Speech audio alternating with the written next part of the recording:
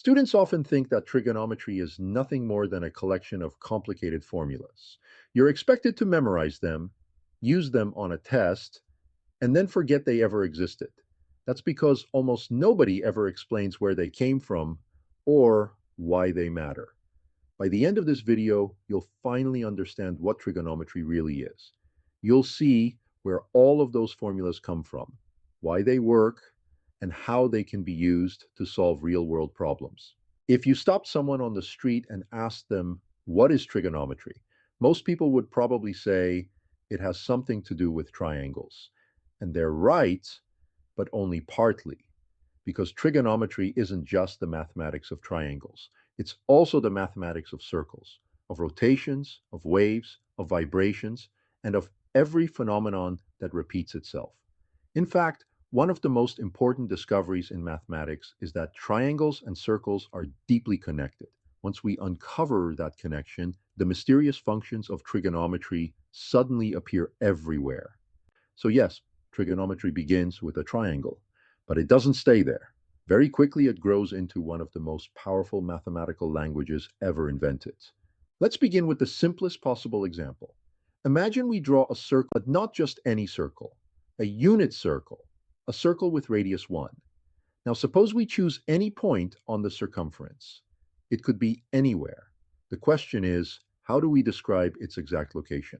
One obvious way is to draw a straight line from the center of the circle to that point. Because the point lies on the circle, that line always has the same length, exactly 1 unit. Now something interesting happens. If we drop a vertical line from the point down to the x-axis, we've created a right triangle perfectly inscribed inside the circle.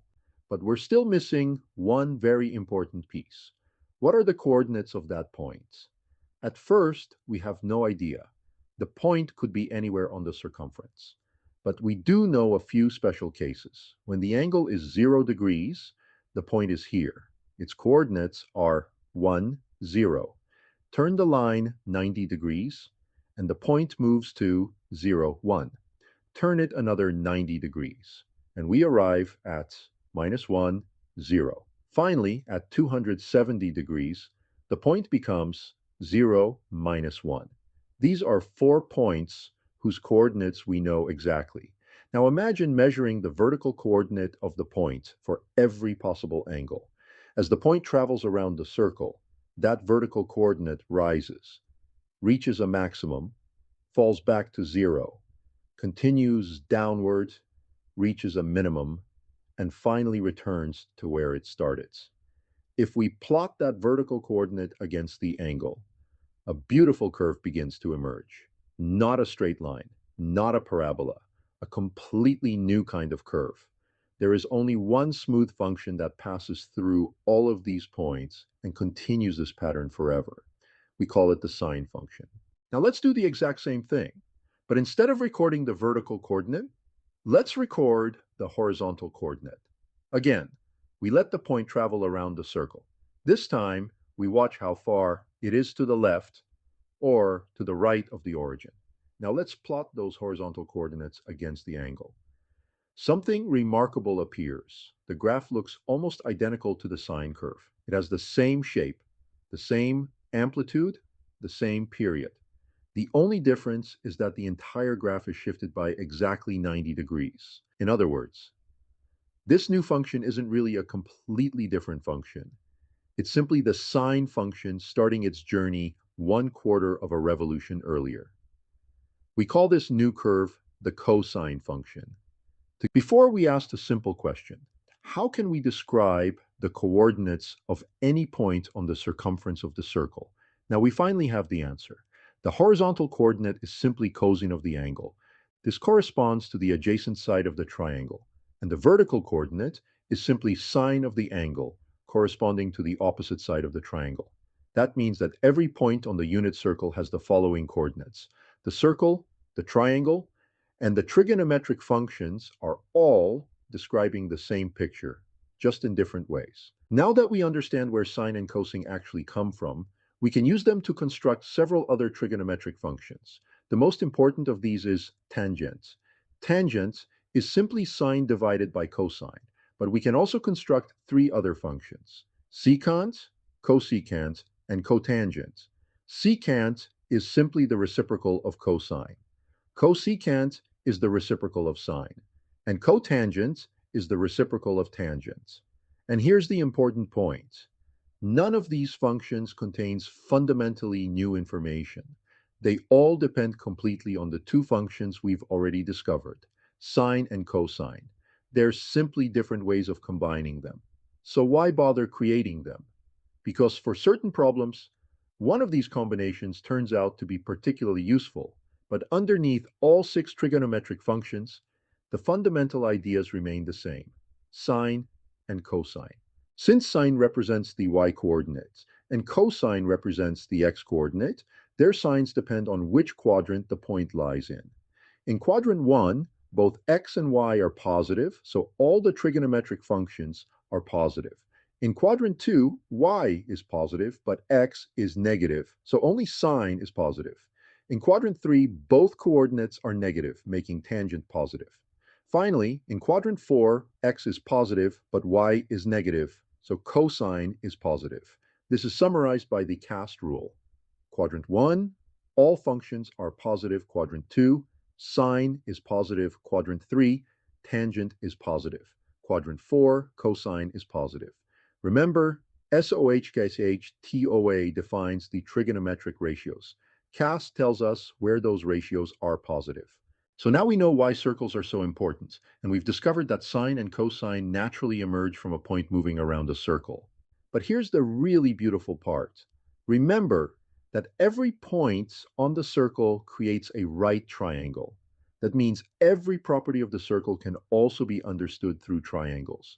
And suddenly, those mysterious trigonometric functions become incredibly practical. They allow us to calculate heights without climbing, distances without measuring, angles without protractors, and positions without ever touching the object. So let's return to that simple triangle hidden inside the circle. So far, we've been working with a unit circle, a circle whose radius is exactly 1. But there's nothing special about the number 1. Suppose we make the circle larger. Instead of a radius of 1, let its radius be r.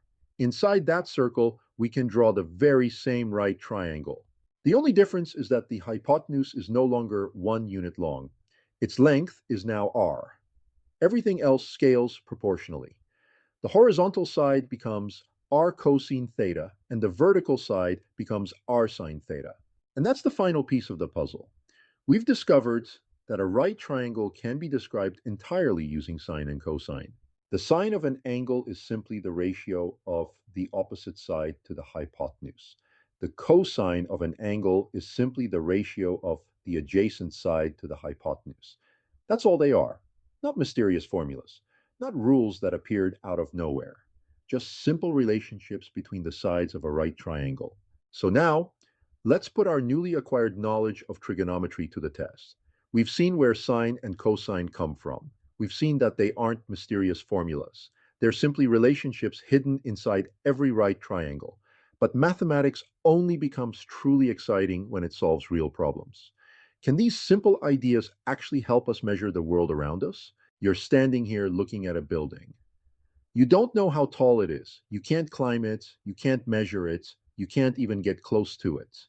Yet, using nothing more than a single angle, you can calculate its exact height. That sounds impossible. How could measuring one angle tell us the size of something that may be hundreds of meters away? Your eyes are 1.7 meters above the ground. Now, using the inclinometer on your phone or a simple protractor, look at the base of the building. Measure the angle between the horizontal and your line of sight to the bottom. Because you know your own height and you've measured that angle, you've created a right triangle. The opposite side is your height. The angle is known. The only unknown is the distance to the building. Now we know exactly how far away the building is. Next, without moving, measure the angle from your eyes to the top of the building. Again, we have a right triangle. This time, the adjacent side is the distance we've just calculated. The angle is known. The only unknown is the vertical distance from your eyes to the top. Given that we have the opposite and the adjacent sides, we can use tangent again. This now allows us to calculate the actual height of the building. Think about what we've just done. Without climbing the building, without knowing how far away it was, and using nothing more than your own height and two angle measurements, we've determined its height using nothing more than the geometry of a right triangle. But sine and cosine can do much more than measure the height of a building. They can help us calculate almost any unknown distance or position.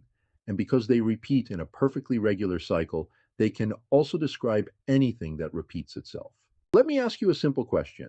Can you think of any system that doesn't rotate, vibrate, or repeat itself in some way? The Earth rotates relative to the Sun, giving us repetitive seasons. The Moon orbits around the Earth. Sound vibrates through the air when we speak or make noise. Atoms vibrate inside solids. Even space-time itself can ripple as gravitational waves. Once you begin looking, you see the same pattern everywhere. And that's why trigonometry is far more than just a set of boring formulas that you memorize in order to pass the test. They are the building blocks of mathematical description of the universe and everything within it.